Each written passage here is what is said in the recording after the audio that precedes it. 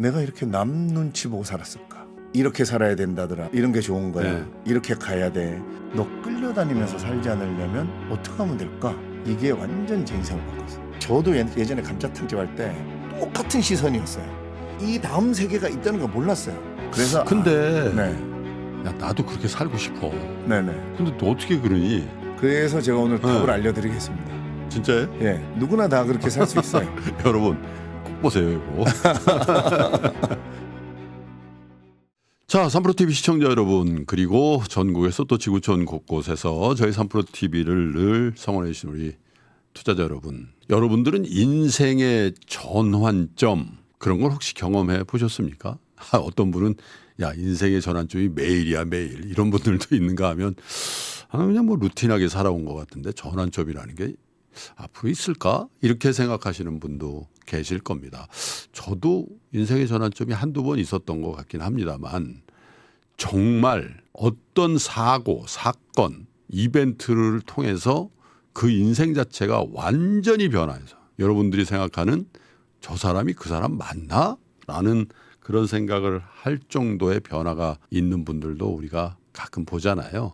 어쩌면 이분은 그런 분 중에 한 분일 수도 있겠습니다.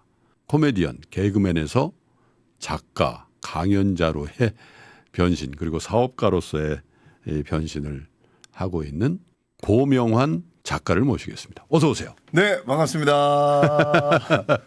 안녕하세요. 개그맨 겸 영화배우 겸 탤런트 겸 요식업 CEO 겸 베스트셀러 저자 겸 강사하고 있는 고명환입니다. 네. 제가 한 달 전쯤에 저희 여러분 잘 아시는 누가 초대를 해서 강연을 하는데 제 앞타임에서 한 거예요. 그래서 내가 뭐라 그랬죠. 이렇게 배치를 하면 나는 어떻게 먹고 사냐고. 아이고, 아닙니다. 아니 근데 네, 제가 아까 인생의 터닝 포인트 전환점 얘기를 했잖아요. 네네네. 2005년도였죠. 예, 2005년이고 제가 34살 때. 네. 네, 큰 사고가 있었어요. 네네네. 그 KBS 해신이라는 드라마가 네. 있었어요. 최수종, 맞아요. 송일구, 예. 장보고 얘기. 맞아요. 그 완도에서 올라오다가 저는 카니발 옆자리에 자고 있었고 네. 제 매니저가 190km로 달리다가 졸음운전을 했는데 네. 졸다가 탁 깼더니 바로 앞에 한 80km로 달리고 있는 대형 트럭. 네.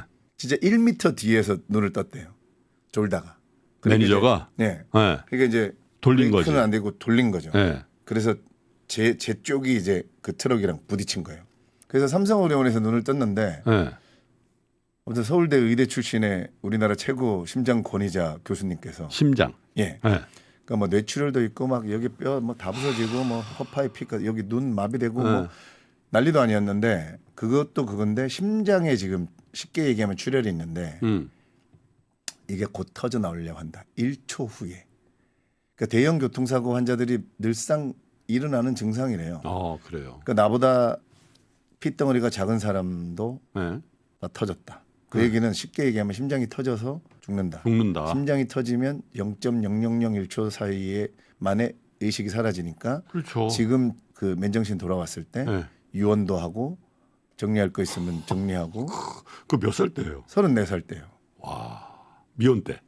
예, 결혼도 안 했고. 그러니까 그때 저는 근데 우리 인간의 인생이 저는 되게 슬프다 이런 생각을 했어요. 뭐냐면 죽음 앞에 가서야 아는 거야. 그게 나이를 먹든 안 먹든. 붕어라든가 뭐 귀뚜라미, 뭐 코끼리, 호랑이, 저 바다의 고래, 민들레, 감나무, 밤나무 다 보면 자기가 태어난 대로 살잖아요. 그렇죠. 그죠? 누가 뭐라 하지 않고 부러워하지도 않잖아요. 네.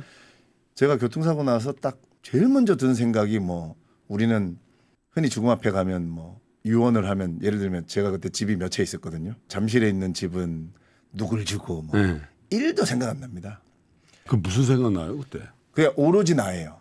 이기적인 것도 아니에요. 그 인간이 그렇게 설계돼 있더라고요. 제일 먼저 저한테 든 생각이 뭐냐면 왜 내가 이렇게 남 눈치 보고 살았을까?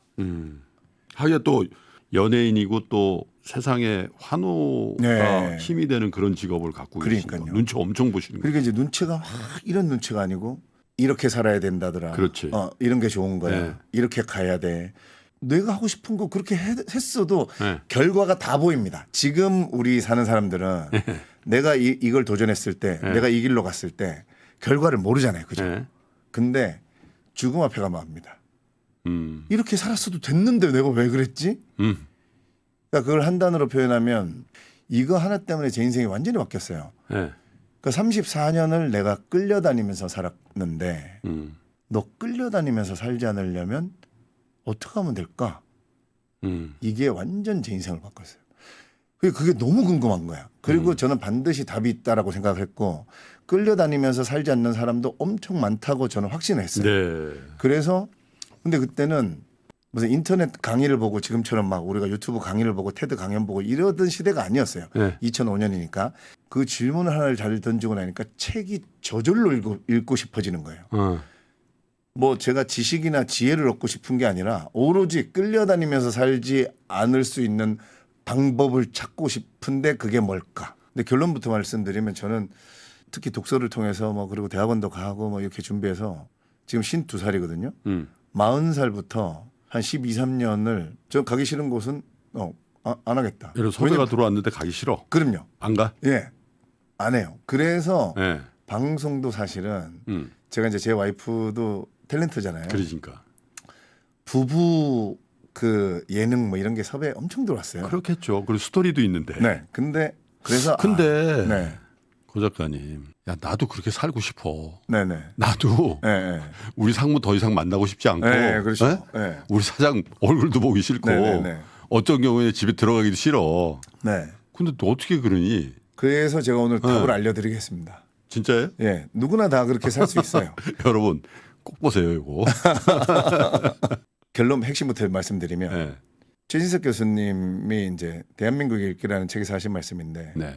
우리의 인간의 문명은 네. 세 개의 층으로 돼 있다. 네. 물건, 제도, 철학. 네. 그래서 물건 수준의 시선이 머무르는 사람이 있고 그 위에 제도까지를 볼 수 있는 사람이 있고 그 위에 철학, 정신까지 볼 수 있는 사람이 있는데 독서가 가장 유용하긴 한데 어떤 방식으로든 세상을 보는 시선의 높이를 이 철학 정신까지 끌어올릴 수만 있으면 내가 직장 생활을 하든 뭘 하든 그러니까 남들이 얘기하는 우리가 직업 중에서도 제가 직업 얘기할 때 항상 우리는 직업을 차별하지 말고 구별만 해라 이렇게 얘기해 주거든요.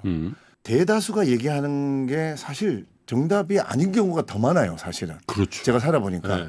우리의 세상은 보면 소수의 어떤 사람들이 해답을 찾아내서 세상을 이끌어가고 이러잖아요. 저는 이 물건 제도 철학 이거의 시선으로 바라보면 현상이 다 설명이 되고 나는 자꾸 물건 쪽으로 시선이 가고 있는데 이 위쪽으로 이 철학 정신 쪽으로 올라가려고 하고 이 시선을 어떻게든 가지게 되면 이 세상이 돈도 저는 초월하게 되는 거죠.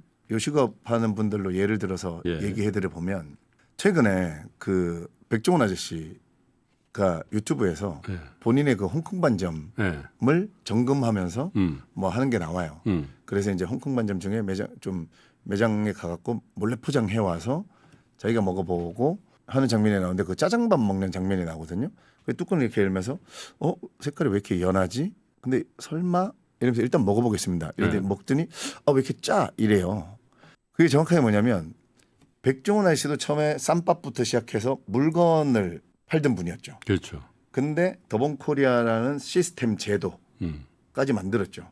그리고 우리가 골목식당이든 어떤 백종원 아저씨를 봤을 때 굉장히 어느 정도의 철학 정신까지 갖고 있는 사람으로 보이잖아요. 그러면 이제 이 정도까지 저는 올라갔다고 합니다. 그러니까 더본코리아라는 게 존재하는 거예요. 그렇죠.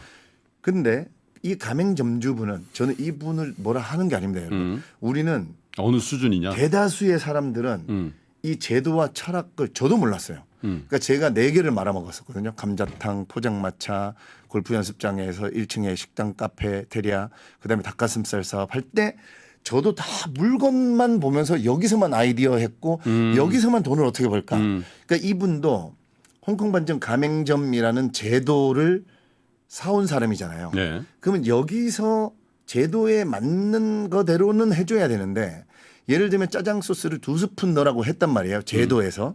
근데 지금 경기가 너무 안 좋잖아요. 코로나 때보다 더 안 좋습니다. 원가 아끼고 싶은 거죠. 그렇죠. 네. 그러니까 이분도 열심히 하려고 한 거예요. 잘못하려고 한 게 아니라는 게 중요한 겁니다. 시청자 여러분. 네. 본인도 열심히 하려고 하지만 자기의 시선의 생각이 이 물건으로밖에 생각할 수 있는 방법이 솔루션이 없는 거예요. 그러니까 물건에서 내가 어떻게 하면 내가 조금이라도 더 남기고 이익을 취할 수 있겠느냐. 그러면서 짜장 소스 2스푼 넣으라고 이 가맹점 해보신 분들은 본사에서 사온 이 사입한 물건이 엄청 비싸게 느껴지거든요. 그러니까 2스푼인데 1스푼을 줄이면 500원이 절약이 되는데 1스푼을 줄이면 싱거워지니까 내가 간장으로 간을 맞춰서 짜장밥을 만들겠다. 이게 이제 물건 수준에서 생각하는 거죠. 괜히 이거 비싼 거 이거 왜 써야 돼? 이런 생각하는. 그래야 내가 500원이라도 절약하면서 뭔가 내가 이 불경기를 헤쳐나갈 수 있지 않겠느냐. 이렇게 설명해 드리면 다들 이 사람이 잘못한 것 같고 이 가게는 망할 것 같고 하지만 본인이 직접 닥쳐보세요. 다 여기 생각합니다. 저도 예전에 감자탕집 할 때 냉장 등뼈 사용하다가 냉동 등뼈로 바꾸고 똑같은 시선이었어요. 근데 이 다음 세계가 있다는 걸 몰랐어요. 제도. 그러니까 제도와 철학의 세계가 있다는 걸. 근데 이제 제가 독서를 하고 이러면서 요즘 저는 이제 주식을 많이 하진 않는데 제가 이제 이 책은 돈 버는 법에 관한 이야기, 이제 돈 버는 법에 대한 거니까 뭐 주식, 경매, 부동산 이런 거 이제 조금은 해야 돼서 저도 그때 뭐 ETF, 저도 지금 유일하게 저는 S&P 500을 추종하는 ETF만 합니다. 지금 괜찮네. 그래서 김프로님 만나려고 오다가 내가 봤거든요. 제가 그 책 쓸 때 사놨어요. 많이 사지도 않았는데 지금 빨간색 41.5%. 저는 S&P 500만 그러니까. 하여튼 뭐 화려하진 않지만 그래도 그렇죠. 이거 저는 거지. 이제 제가 지금 52세 그랬잖아요. 제가 50살 때 이걸 사면서 내가 그때 이제 주식 공부해보 다른 거는 내가 너무 복잡하다 공부하기에. 그래서 S&P 500 이거는 내가 사서 나는 70살에 찾겠다. 이러고 그때 사놓고 그냥 이제 저는 보지도 않습니다. 근데 오늘 이제 김프로님 만나니까 오다가 본 거예요. 오랜만에. 어느 방송에서 제가 한두 번 그런 얘기 했거든요. 이런저런 고민하려면 차라리 그걸 하셔라. 그런 네. 얘기를 제가 왜냐하면 저는 이거 전 20년 묻어둘 거니까 이거는 뭐 20년 후에 딱 50살에 시작을 했으니까 70살에 되면 하면 찾는다. 되겠다. 근데 저는 만약에 제가 주식을 한다면 이렇게도 생각해 보겠더라고요. CF를 보잖아요. 그럼 CF 중에 물건만 막 설명해야 되는 CF가 있어요. 잘 보시면 이게 기업들이 좋다. 이게 좋다. 이게 우리 거보다 잘 나온다. 가볍다. 뭐 여기에만. 근데 예를 들면 나이키 같은 그룹은 제가 나이키를 뭐 이렇게 우상하는 거 아닙니다. 퍼포먼스 좋지는 않아요. 네, 요즘은 안 좋은데 어쨌든 나이키라든가 뭐 이런 위대한 기업들 보면 주로 정신 철학을 얘기하죠. 맞아요. 나이키 하면 위대한 스포츠 정신. 아니면 우리가 나이키 하면 떠오르는 게 막 새벽 4시 반 5시에 다들 자고 있을 때 운동화 질끈 묶고 Just do it. 뛰어나가는 사람이 생각이 되잖아요. 그러니까 저는 제가 내가 이 내 메밀국수가 저는 이제 메밀국수 물건을 팔다가 지금 이제 작년에 육수 공장을 차렸어요. 제도 시스템을 뭔가 만들고 있었죠. 그런데도 뭔가 좀 속에 답답함이 있었어요. 저는 책을 막 3,000권 이상 읽고 이래서 저는 이 철학을 제가 잘 묻히고 있다고 생각했는데 명쾌한 철학이 없었던 거야. 나도 내가 나를 판단해 보니까. 저도 제도 시스템만 뭔가 좀 더 이것만 계속 뭔가를 하고 있었더라고요. 그래서 내가 나아가야 할 길은 그러니까 아까 그 홍콩 반점 분도 타개하려면 제도에서 주어진 그 레시피는 지키면서 여기 정신과 철학으로 내가 고객들에게 행복이든 사랑이든 친절이든 아니면 뭐 내가 할 수 있는 정신이 반드시 있습니다. 그러니까 정신을 내가 전달해 주겠다. 그쪽에서 생각해야 답이 나오더라고요. 여기 물건에서만 쳐다보고 있으면 안 되고. 그러니까 직장 다니시는 분들도 내가 그 안에서 답답하고 짜증나고 이러는 게 이 시스템이잖아요. 내가 제도 안에 들어갔단 말이에요. 이 안에서 제도와 물건 쪽에서만 계속 이 아래쪽 요 사이에서만 바라보니까 답답하고 합니다. 그러니까 내가 직장 생활을 하지만 내가 하고 있는 일이 있잖아요. 그렇죠. 내 일이 어떤 정신과 철학을 사회와 타인에게 나눠줄 수 있는가.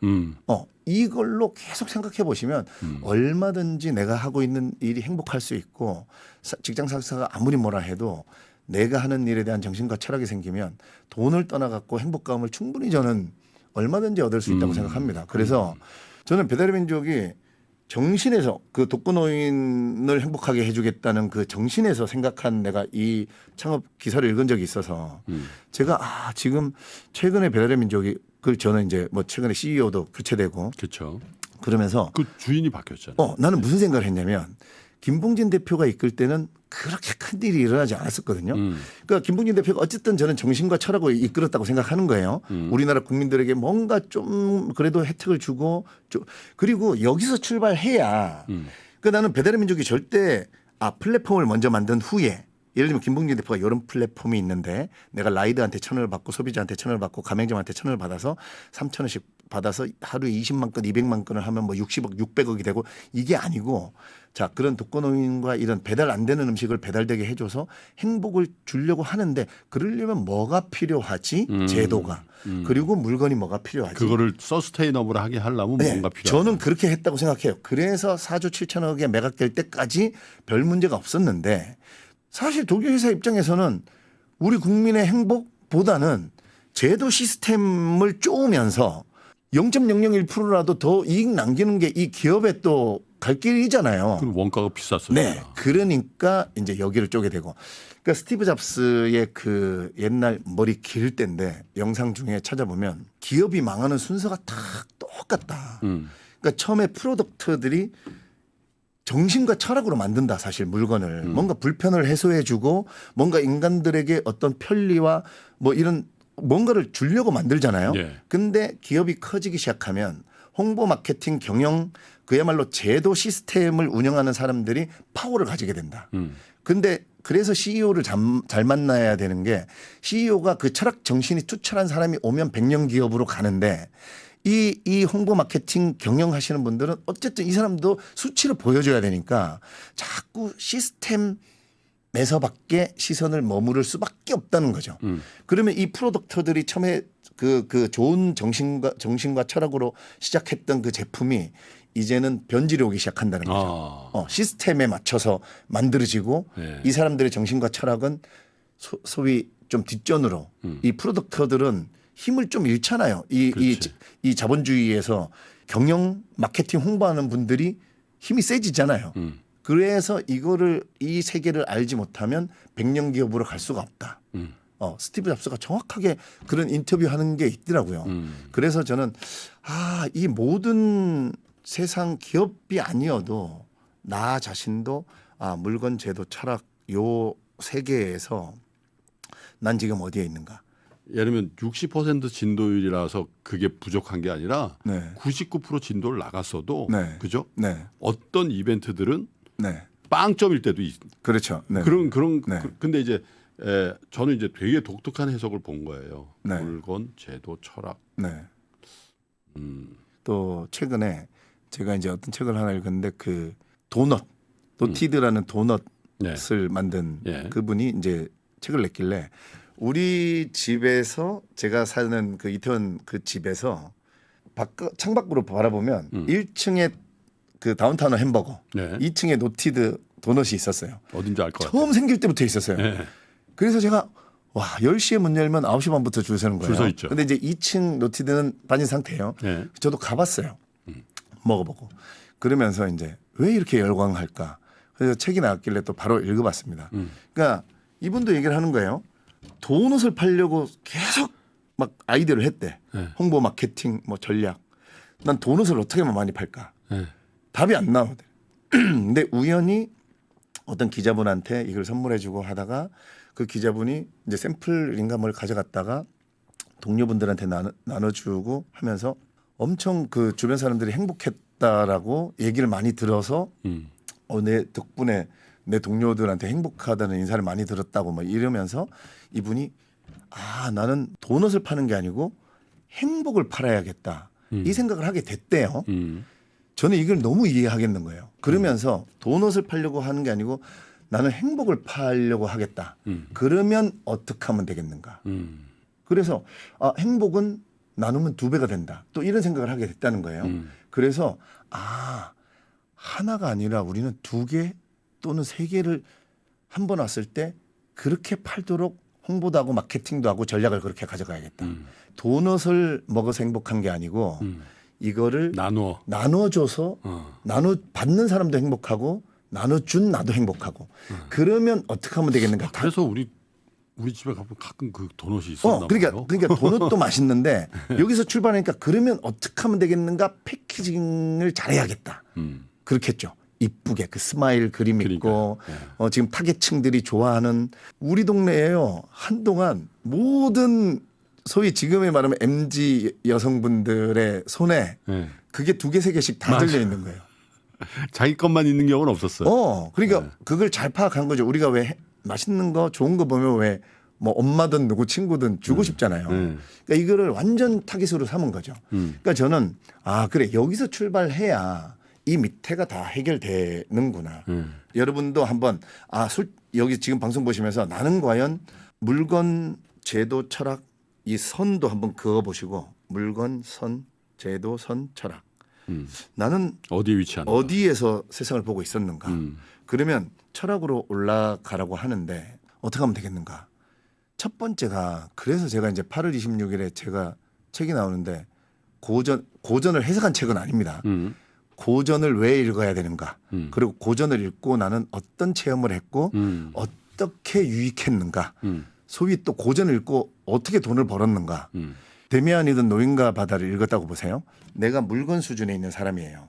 근데 데미안이나 노인과 바다 읽어보시면 완전 철학과 정신의 세계이거든요. 근데 우리는 그래서 고전 문학이 특히 좋은 게 우린 드라마나 영화를 보면 주인공한테 감정이입을 하잖아요.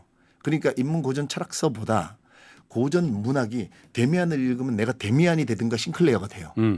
노인과 바다 읽으면 무조건 내가 산티아고 노인 됩니다. 그렇죠. 그래서 막 청새치랑 싸우고 상어 막 때리고 그러니까 내가 물건의 수준이었지만 그 읽는 동안에 이 철학 정신에 올라가 있는 거죠. 그러니까 저는 이렇게 생각하라고 합니다. 내가 여기는 최수식 교수님도 뭐라고 했냐면 이 물건 수준에만 나라가 머물러 있으면 시선이 후진국. 제도 시스템에 머물러 있으면 중진국. 철학 정신의 세계에 가 있으면 선진국이다. 네. 이거는 그러면 개인으로 따져도 그래서 저는 이렇게 생각하라고 합니다. 물건만 바라보면 연봉이 1억이 못 넘어요. 1,000만 원대. 제도 시스템에 가 있으면 한 자릿수 억대. 정신 철학에 가 있으면 무한대. 저는 이렇게 생각하라고 합니다. 그래서 고전 문학을 읽는 동안에 주요소에서 주요할 때 숫자가 탁 올라가잖아요. 네. 그것처럼 내 몸값이 올라가고 있다고 생각을 해라. 그러면서 읽고 있으면 좀 더 독서를 할 수 있지 않겠느냐. 근데 저는 이거를 그래서 명쾌하게 얘기를 했어요. 내가 물건과 제도의 수준인 내가 잠시라도 여기에 와 있으면서 조금씩 이게 한 번에 안 됩니다. 그러니까 조금씩 나를 끌고 오게 해주는 게 그런 고전 문학이겠구나. 네. 그리고 또 하나 이 조던 피터슨이 질서너머라는 책에서 내가 그래 이 부분을 책을 얼마나 열심히 아닙니다. 최근에 이 부분을 예전에 자주 읽어놓고 이해를 한 거예요. 뭐라고 했냐면 예술품을 사라. 당신에게 말을 거는 작품을 구입하라. 진정한 예술품은 당신의 삶에 파고들어 변화를 일으킬 것이다. 진정한 예술품은 초월자를 들여다보는 창이다. 우리는 유한하고 제한된 존재, 무지의 메인 존재이기 때문에 그런 창이 필요하다. 초월자와 연결되지 못하면 위협적인 도전 과제를 이겨낼 수 없다. 바다에 빠진 사람에게 구명구가 필요하듯이 우리는 자신 너머에 있는 내가 물건의 수준이 있으면 자신 너머에 있는 제도 있는 사람이면 자신 너머에 있는 철학의 세계를 연결되는 어떤 연결고리를 만들 필요가 있다. 그래서 제가요 이거 보고 예술의 전당에 뭉크전을 보러 갔습니다. 내가 예술 작품을 어떤 마음으로 감상해야 되는지도 알았다. 그러니까 나는 아직 제도 느낌인데 뭉크야. 네가 하려고 하는 정신과 철학의 세계는 도대체 뭐냐. 그거 예전에는 제가 그림 전류기구 고고의 해바라기 그래 예쁘다. 아니면 되게 독특하다. 뭐 이랬었는데 지금은 뭉크야. 너는 나에게 어떤 정신과 철학을 얘기해서 나로 하여금 내가 겪지 않아도 될 고통을 겪지 않게 해주려고 하느냐. 작품을 통해서. 네. 그러니까 우리가 고전 모차르트의 피아노 곡을 듣다가 갑자기 뭔가가 탁 생기고 그런 얘기들을 많이 들어봤거든요. 시청자분들도 뭔가 구체적으로 돈 벌 수 있는 그런 거를 또 원하시는 분들 있잖아요. 그러니까 제가 이 철학 정신 쪽을 보다가 그래요. 인문고전 철학은 뭔가 압축과 비유와 상징과 은유로 돼 있거든요. 대부분이. 은유를 공부하다가 은유를 제대로 배웠으면 돈 버는데 엄청 유용했겠다. 왜냐하면 김프로님 우리가 학교 다닐 때 은유하면 제일 많이 떠오르는 문장이 내 마음은 호수요. 맞아요. 마음과 호수를 연결한 거죠. 그거 시험에 꼭 나오죠. 그래서 여기서 마음은 뭐를 가리키는 건가?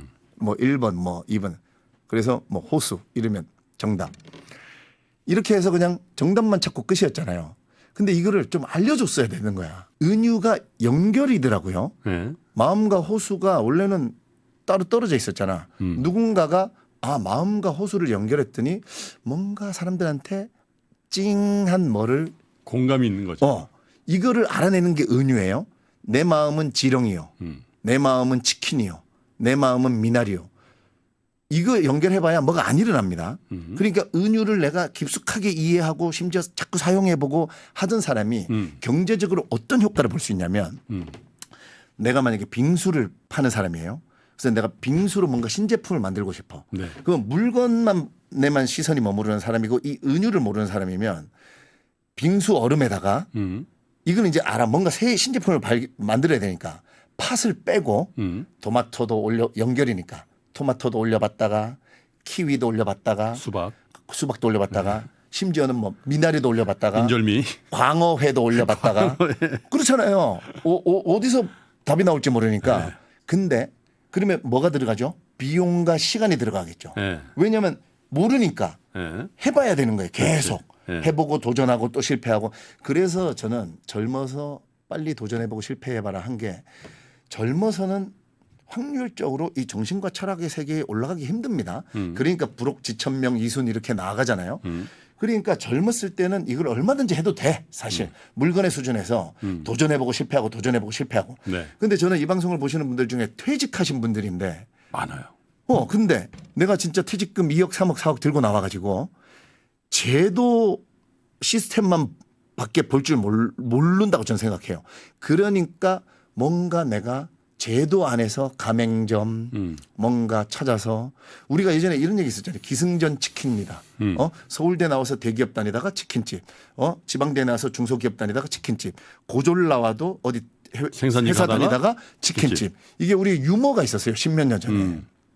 기승전 치킨집. 그러니까 제 친구들도 지금 대기업 다니다가 퇴직해서 편의점 치킨집 이런 거 알아본 적 있대요. 그러니까 이 세계로 못 올라가니까 제도 시스템 안에서 뭔가를 가져오려고 하는 거예요. 근데 이거 여러분 나이 60 가까이 돼가지고 퇴직했어요. 근데 내가 퇴직금 몇억 가지고 나왔는데 진짜 전재산이잖아요.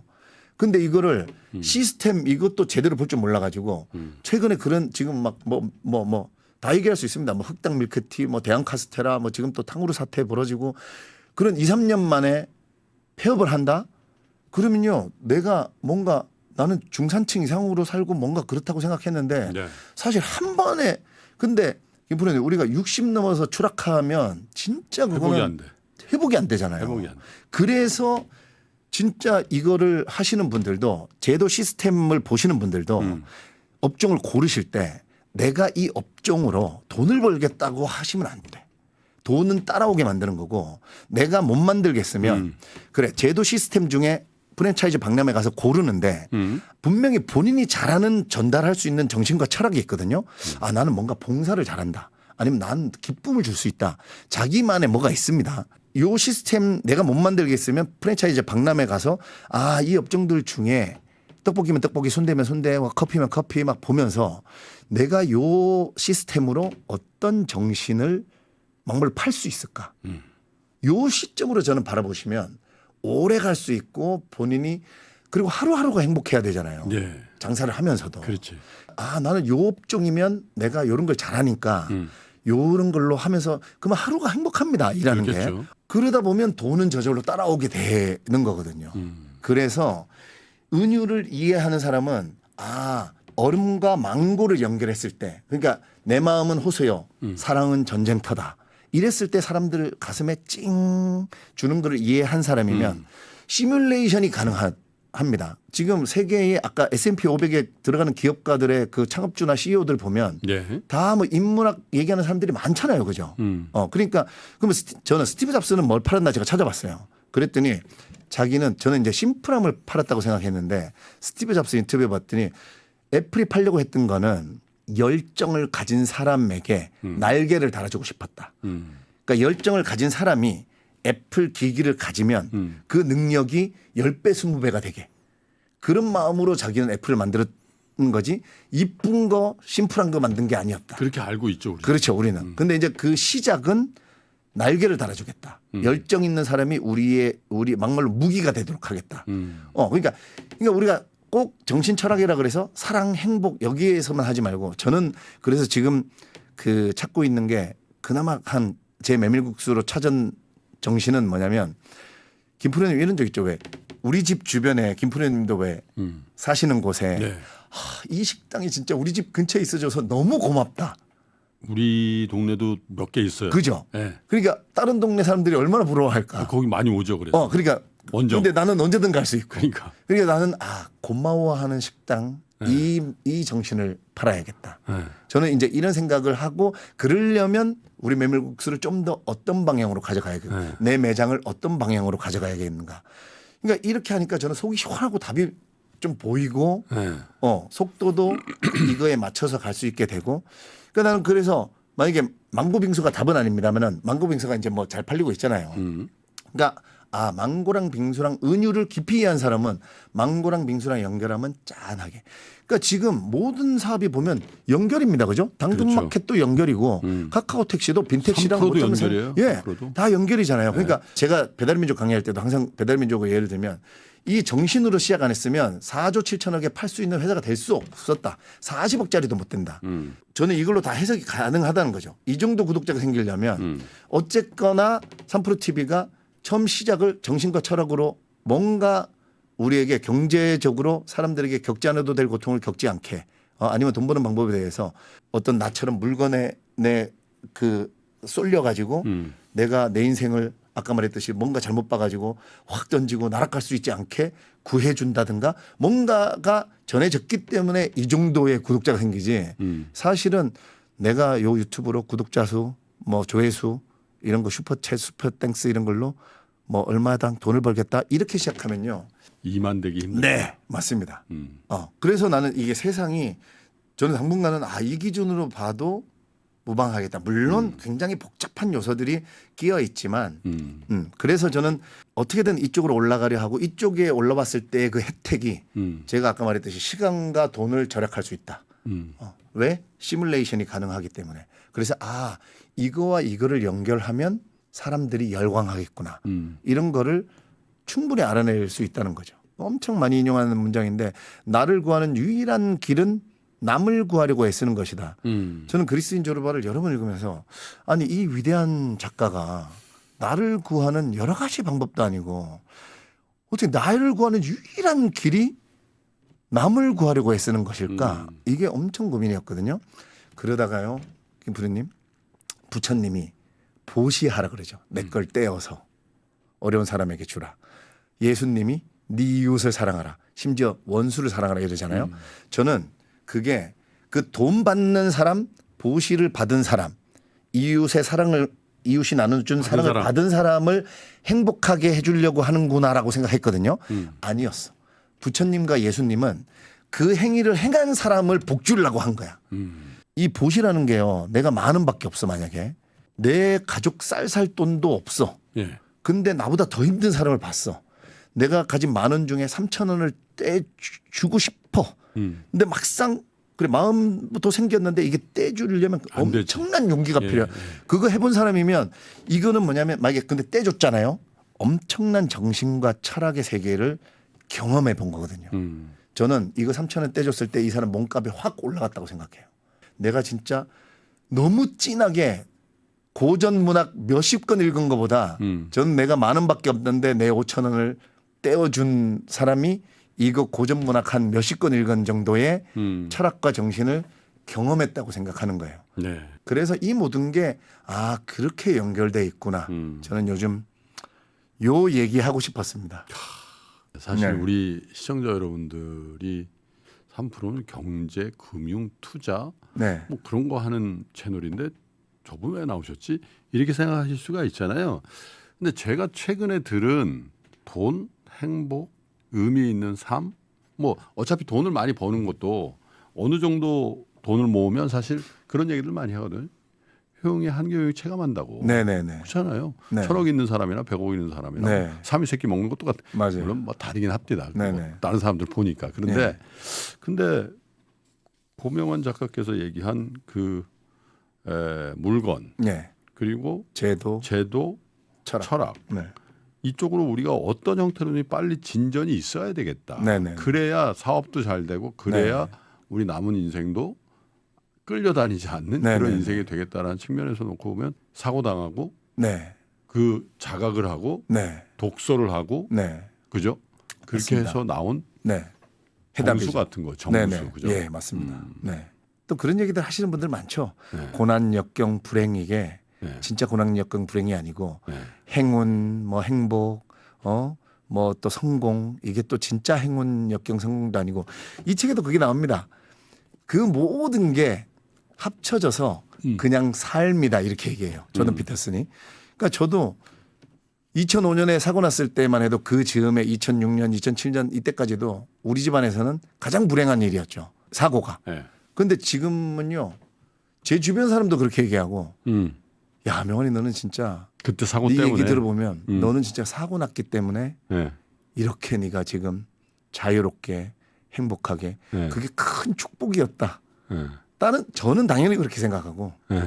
그 여러분 진짜 여러분들을 그 힘드신 분들 위로하려고 하는 것도 아니고 우리 연예인들이 특히 지금요 짐이 심하지. 연예계가 네. 솔직히 말씀드리면 넷플릭스도 지금 한국 그 영화나 드라마 주인공들이 네.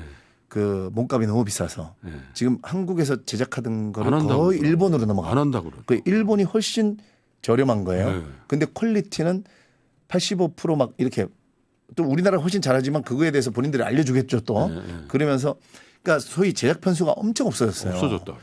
그러다 보니까 제 주변의 연예인들도 힘들고 소위 그 정신적인 고통과 이런 걸 바닥 찍는 친구들이 많아요. 네. 근데 저는 용기를 주려고 하는 게 아니라 제가 교통사고 난 것처럼 교통사고 당하지 마세요. 당하면 큰일 나고요. 그렇게 한번 바닥을 찍어 보시는 것도 나는 진짜 좋다고 생각합니다.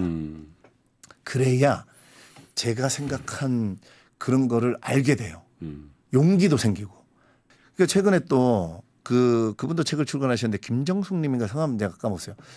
구글 임원이셨는데 네. 한 번에 해고 1200명인가 해고 통고 새벽에 전화 받고 그래서 트레이더스 종가 거기에 아르바이트생으로 그 책을 출간하셨더라고요. 네. 근데 그분이 구글 임원이었는데 며칠 후에 트레이더조. 트레이더조 네. 거기 문을 열고 딱 슬라이딩 도어래요. 문을 탁 열었는데 와 그 선을 못 넘겠더라는 거죠. 구글 임원인데 내가 네, 여기 그렇죠. 알바를 해야 돼. 근데 저는 그 구글 임원인데 내가 알바를 해야 돼 이게 네. 그러니까 여러분 절대적으로 다수들이 하는 생각에 진짜 지면 안 돼요. 그럴 것 같아. 그러니까 남들이 뭐라 할 거가 그러니까 우리는 그거 눈치 보다가 내 인생을 망치는 경우가 엄청 많아. 근데 그분은 진짜 자기도 근데 그분은 진짜 돈이 필요했대잖아요. 미국에서 살아야 됐고. 그래서 넘는 순간 자기가 신세계를 봤대잖아요. 거기서 진열하고 뭐 해보면서 캐셔도 하고 진열도 하고 하면서 구글에서 생각 못했던 너무나 수많은 아이디어와 물론 이제 그분의 앞날의 행보를 보겠지만 그분이 뭔가 성과를 안 이뤄도 눈에 보이게 저는 그분 자체가 행복해졌다는 걸 난 이게 너무 이해합니다. 그 못 넘어가는 거. 이거를 못 넘어가는 거. 근데 탁 넘어갔다는 거. 형 진짜 제가 뭐 해야 될지 모르겠어요. 많이 오겠어요. 네. 그러면 진짜 얘기해 줍니다. 우리 애들도 이제 어설프게 얼굴 알아보는 사람들 많단 말이에요. 그런 친구들이 지금 아무도 일이 없잖아요. 그러면 네가 너무 창피해서 쥐구멍으로 숨고 싶은 그런 데에 가서 진짜 딱 3달만 일해봐라. 거기서 평생 하라는 것도 아니다. 나는 너한테 네가 뭐 해봐라라고 얘기해 줄 수가 없다. 왜 너니까. 그러니까 너가 그거를 3개월만 그걸 견뎌보면서 그 네가 진짜 절대 하지 않을 거라고 생각했던 네가 차별을 해왔던 그곳에 가서 일하다 보면 거기서 네가 알게 된다. 그 얘기를 나는 그 구글 임원이 한 얘기라고 생각합니다. 자기가 트레이더 조가 갖고 자기도 그걸 깨달았다 하더라고요. 우리가 물에 빠질 때요. 툭 떨어지면 빨리 바닥 닦고 팡 찍어 오르는 게 그렇지. 살길이잖아요. 맞아요. 근데 어중간한 데서 계속 이렇게 해봐야 이게 허무적대는 거예요. 허무적대는. 내려가려면 내려가는 힘이 또 있기 때문에 거기서만 그 중간에 맞아요. 우리가 서스펜드 된다 그러죠. 그 네. 가운데에서 그냥 어중간한 데서 떠 있거든요. 죽어요. 차라리 내려가서 팍 찍고 그 힘이 있더라고요. 저는 그걸 교통사고로 찍은 거고 진하게. 예. 우리가 그 어두운 면이라고 생각하는 그런 부분이 인간에게 얼마나 유용하고 얼마나 그게 행복이고 그게 왜 필요한가 뭐 이런 거를 너무도 뼈저리게 알려주거든요. 사실 뭐 독서가 우리 그 인간의 역사에 계속 있어 왔죠. 네네. 네. 많은 책 몇 천 권? 지금 이제 3,000권은 3천 권? 가지고 있는 게 한 4,000권 되더라고요. 우리 네. 집에. 그러니까 3천 권의 책을 뭐 짧다면 짧고 길다면 긴 그 기간 동안 읽으면서 그것을 인생의 어떤 전환, 인생의 어떤 터닝 포인트의 가속 페달을 밟는 그런 용도로 잘 쓰신 거고 네. 지금도 현재 진행형 네. 그잖아요. 그래서 뭐 어떻게 교통사고나 그런 이벤트들을 여러분들이 만드시겠어요. 그런데 네네. 사실 이런 말씀을 드리는 거는 지금 이 방송을 보고 계신 분들 중에도 제가 모두에 말씀드렸지만 터닝 포인트에 가 계신 분도 있고 난 터닝 포인트가 필요해 네네. 라고 생각하시는 분도 대부분이시지 네. 나는 여기서 더 이상 더 행복할 이유는 없으니까 여기서 결코 여기서 떨어진 이런 분들 별로 없어요. 네네네. 사실. 그렇죠.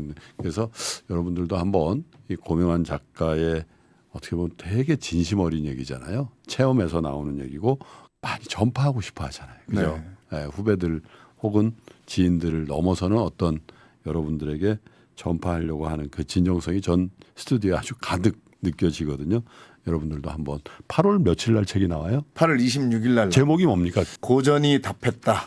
고전이 답했다. 마땅히 살아야 할 삶에 대하여. 좀 깁니다. 근데 그 이반 일리치의 죽음에 예. 이반 일리치가 죽기 전에 그런 질문을 던진 게 너무 나는 마땅히 살아야 할 삶을 살고 있는가. 제가 그게 저도 죽음 앞에 갔을 때 그랬거든요.